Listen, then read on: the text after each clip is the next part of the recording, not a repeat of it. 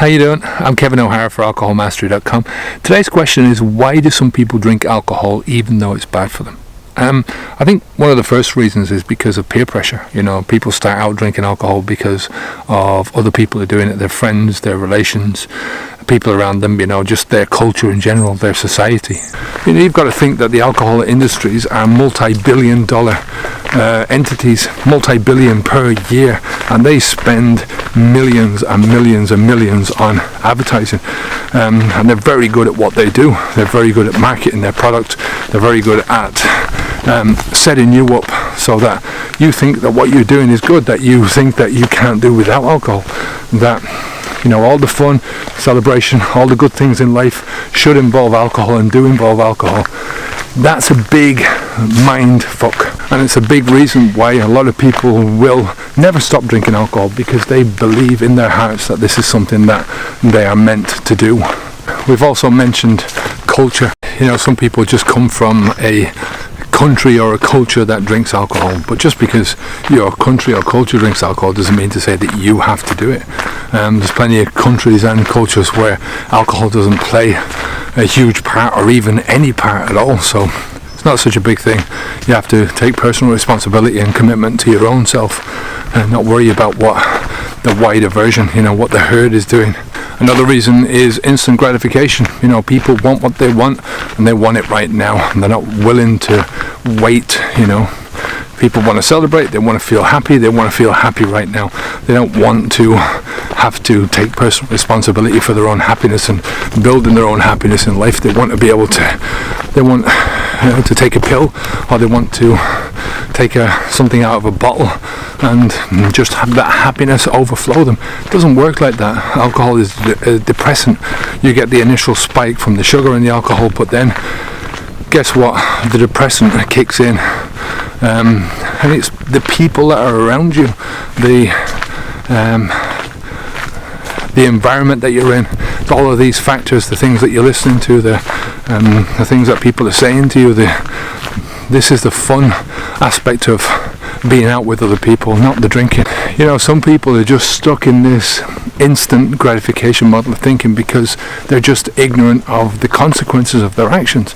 You know, everybody knows about cirrhosis of the liver. Everyone knows that if you drink too much alcohol, it's going to cause you internal damage. But people are ignorant of their own behaviors because they think it's not going to happen to me, right? I don't drink too much alcohol.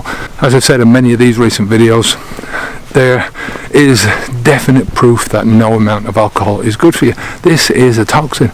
You know, it's people are still hiding their heads in the sand. They don't want to hear the truth. You know, they don't want to hear, people don't like hearing bad news about their bad habits. They want to hear good news about their bad habits. And that's the thing that they'll always stick to, is, you know, seeing they'll skip over the things that are giving them any bad news and read the things that are like, oh yeah, there's benefits to drinking alcohol. You know, all of these studies, and I've been talking about this for years, most of these studies, 99% of these studies that will tell you there's benefits to drinking alcohol, these are created by the alcohol companies themselves. So a lot of the time it's ignorance because people just simply don't know, and at other times it's ignorance because people don't want to know. But the biggest thing that keeps people coming back and keeps people drinking alcohol despite the damage that it's causing is that it's a habit, right? It's just plain and simple.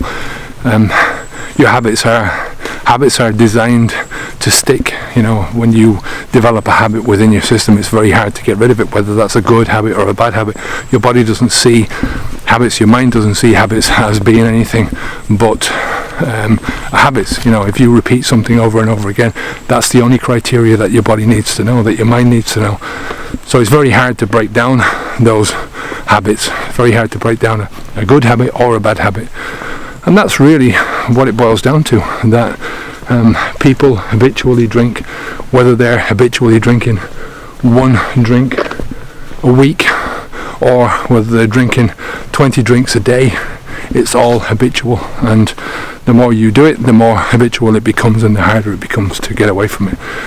But like anything else in life, you know, if you're willing and capable. If you want to do it, you will do it. There's nobody that needs to drink alcohol. There's nobody that has to drink alcohol. It's just the will. If you've got the will, you'll have the way. I'll leave it there for today. Now, if you think you have a problem with alcohol, I've got something that I want to give you for free that I think you're going to love. It's my new book, 10 Steps to Stop Drinking Alcohol.